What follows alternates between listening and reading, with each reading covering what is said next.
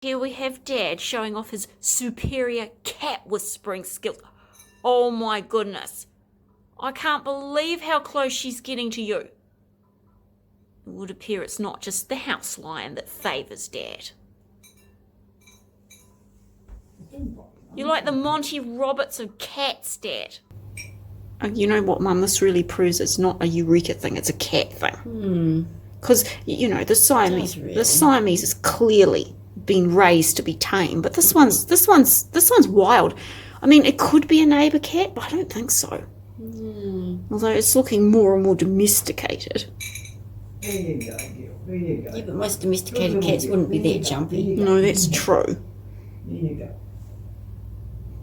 But if that's a wild cat, that means that a full-grown wild cat's letting Dad touch it. Well, I think they're semi-tame because I think the neighbour feeds. Well, I couldn't do that. She wouldn't let us do that. No. Dad, the great cat whisperer. Probably very... It's amazing what food will do. Well, why doesn't food work for me like that? There's your feet. Rude. So I had the best time ever for the last 6 weeks. I've just been working away on this little project, a little short film called The Party Dress, because my really, really good friend Marion Grudko has brought out her second book and she's having a launch party for it, and I was so inspired by that I made this frock. So here is some of the trouble I had with my talent. Very, very good looking, very charismatic, but almost impossible to direct. Okay. No, you're not escaping. Come on. You need to come and sit on the bed. Come on. No. What you doing? Oh, yes, that's all right. You sit there. Now, come here, Jasper. You sit here. Okay? No. Oh, yeah, good. Ready? Action. Do something cute. Do something cute in your pink bow. Okay? Yes, that's very nice. That's very nice. But please do it over here. There we go. Okay, here we go. No, I think we're going to have to redo that. That wasn't... I don't want you undressing yourself. Come on. Come on. Come on. No, no, no. Look, you just need to look cute. You need to look cute for 5 seconds. 5 seconds, please. Jasper. No, Jasper. Come on. Come on, Jasper. Come on, Jasper. Let's... There we go. Don't you look pretty? You're all the right colour. You're all the right colour with your big bows. No, no, try and look like... That isn't... No, no, just look cute. We found this thing called a very old Japanese something I can't read box. And what's quite exciting about it is that it's quite a deep box. Well, when you look inside, it's actually quite shallow. And Mum, of course, with her carpentry background, has worked out it's not a false bottom. But wouldn't that make a marvellous story in a novel? You really ruined the magic, Mum. Knowing there's no false bottom. It's pretty cool.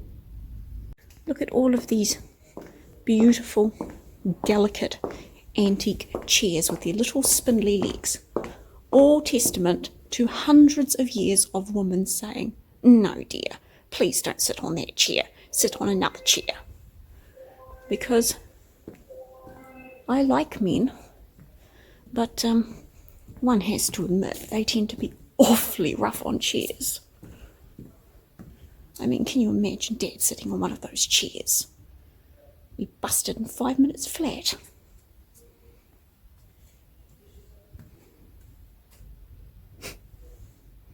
Yes, I feel quite sure all these chairs have been preserved by women. And Mum won't be buying one because she's not sure she can keep it preserved. It's been years since I was in a saddle. Too long, really. Such a lovely feeling with a horse underneath you.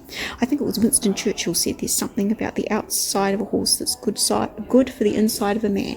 And I think women too. Gosh, they're beautiful. Now, what are we going to do for you? Just look. So you guys, Mum and Dad are on a art collecting kick at the moment. And Mum got these pieces. They're called pyrography, which is Greek for writing with fire, because they've been done with fire.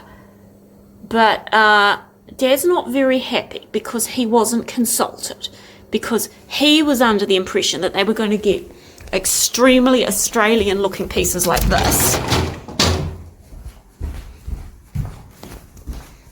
Like that. That's what he thought they were collecting. And then, as you saw, we were in the antique shop and Mum found the pyrography. I think that's correct. Yeah, pyrography. Yeah, pyromaniac pyrography writing. Yes, definitely pyrography. So Mum saw the pyrography pieces and she fell in love with them and she got them. But she didn't consult him. And when he came home, he was quite upset because he likes to give his opinion on art. And of course, because he wasn't consulted, he thought they were terrible. But he came round to them when I polished them up, and they're really very funny. Initially, we thought it was a father looking sadly at his wastrel of a son. But then Mum found writing on the back. It's very hard to read. It's been scratched in with a knife. And on closer observation, we realised that it's the same boy. And that's called his first cigar. And that's called The Last Whiff. And that's him looking very proud, and that's him feeling very sick. But, yeah, like I say, Dad wasn't overly pleased because Dad's actually quite opinionated on art, and they'd had a big, long conversation about what they wanted to collect, and he was under the impression they were going to be getting very iconic Australian pieces like the one over the mantelpiece. But between you and me, I don't think Mum buying pyrography should be Dad's biggest concern. Got this. I said to the librarian, I do actually have a good marriage. I'm just planning to write a true crime story, and I thought, well, I should read a little bit to give me some idea. Go show it to Dad. But I'm not sure. Show it to Dad. Did you say they were men who came back from the war and their wives? The First or Second World War, I don't remember the thing, and so their wives got sick of it. Look what I got out from the library, dolls. The husband poisoner. I said to the librarian, I do have a good marriage, and I'm not planning to poison my husband. Not with mushrooms, anyway. So you got this out, did you? Yeah, because I thought, well, because I want to write a true crime thing, so I thought, I'll just see how somebody else has done it. I think she'd have a big mushroom on the front. Yeah, a big mushroom on the front. Should have a big mushroom on the front. Very unfortunately topical. Well, she didn't get the husband. No, but she tried. Oh, she tried. She Got a tried. little Lois. Oh. Is it well written? Oh, it seems to be quite gripping, you know. Oh, well, and I you think know. there's more than one, so this would be quite So this- interesting. When's tea time? Do you want mushrooms? Oh, you're safe then, aren't you? So we're having dumplings for dinner. Asian dumplings full of Asian mushrooms, which is a little bit scary because that mushroom murderer who just got convicted in Victoria last week, when she was caught out first, she blamed the poisoned mushrooms in the beef Wellington on an Asian supermarket, which is so racist. But when you think about it, it's not really surprising that a mushroom murderer could also be a bit racist. I mean, mushroom murdering is not a cute quirk, is it? That apart from that, you're quite a nice, decent person. But anyway, we're going to have Asian mushroom dumplings tonight. So, exciting. Oh, and here we have the house lion. Mum, is the house lion helping you do your research, or is he hindering you? Hindering. He's so cute. He's so smelly. He is, but he's just so happy you're home. Very cute. Oh, Oh, really, do you have to come here? yes, he does. You went away for a long time, So, and he has to remind you that get you in your bed. belong to him, that you are owned, and that you are loved. Well, those are coming up nice and crispy, and I'm very proud of that because I'm cooking them the way I was taught to cook dumplings when I was teaching English as a second language, not how the packet tells you to cook them, because I did it how the packet tells you to do it and they came out just hideous. I was even taught how to stuff and fold a dumpling, but I was never much good at that. So, yes, we're using the packet ones from the supermarket, but at least I know how to cook them up properly, which is more than you can say for the back of the packet. Ooh, even more crispy golden. We are having a strange meal tonight. We're having dumplings with corned beef and coleslaw. And I realise that doesn't really sound like it goes, and it doesn't, but we wanted the treat of dumplings, and we had the corned beef and the coleslaw. So that's what we're going to do. And we'll probably watch My Favourite Martian, because Dad found that TV show, and it's great. We love old TV shows. Now, I'll admit I'm not very good at maths, so I may have got this wrong. But 2 days ago, the house lion turned up. So we had one cat. And then last evening, the house lion was very lonely. So we let in another cat. So we had 2 cats. And this morning, like I say, I could be wrong because I'm not very good at maths, but it seems to me that we might have more than 2 cats. And I'm absolutely almost certain, like I say, I'm not very good at maths, but I'm pretty sure that we have got more than 1 cat.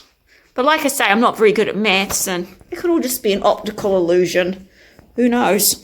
What the heck is this? Oh, this is me working out for plotting out my murder book. I'm going through all of the evidence Whoa!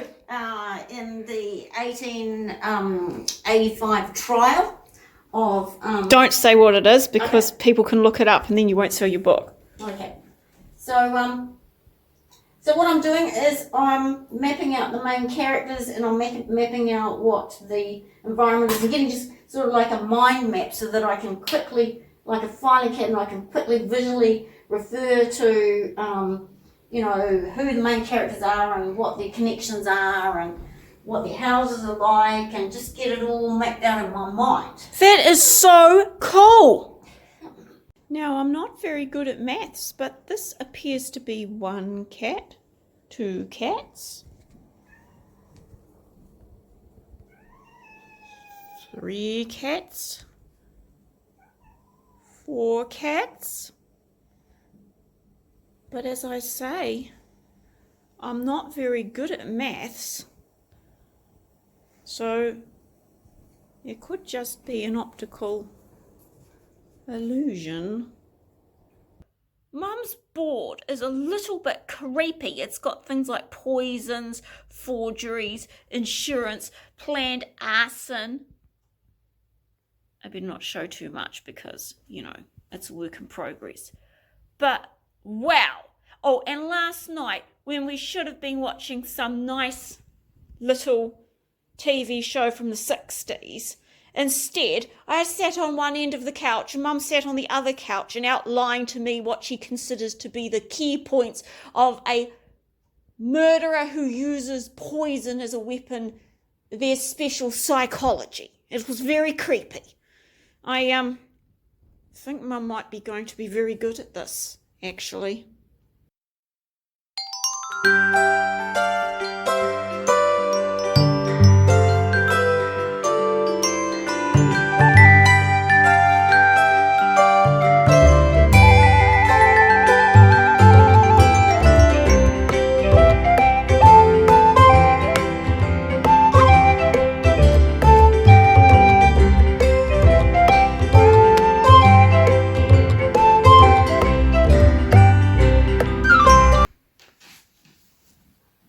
What is this? Oh, well, this is now, I've got all my pieces of information, and I've got them chopped up, and I've made sort of like a character sort of study in here in the scrapbook. And now what I'm doing is I'm laying out a timeline of information, in which I will then paste into scrapbooks, which will be my first very ugly, messy draft. It's just straight out information. And then I've got enough stuff at the side here that I can make notes as I go along and glean more information. Mum, Yeah.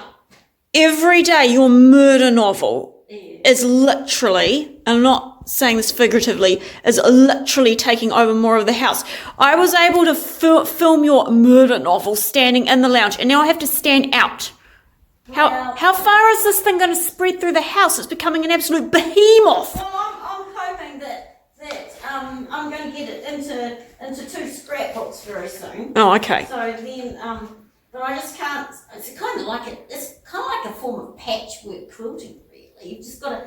I just can't see a better way of laying out my timeline because I've got all my information into subjects now, and then what I'm doing now is now that I've got them into subjects, I need to have them into cut out all the things that I need of information, court cases and that. Now what I need to do is put them into a timeline. Look for the dates and put them in a timeline so I'm actually giving a whole plot of what happened. Okay, I'll leave you. Just a whole lot of subjects. I find that somewhat disturbing, so I'll leave you to it. Wow, you guys, look at those clouds. Look at the way they just fan out. Almost like a cockle shell from behind the gum trees. You know, that's the sort of thing someone would paint on a grand building ceiling in Europe. Only, of course, it wouldn't have gum trees, and it would have fat, ugly cherubim mucking up the view.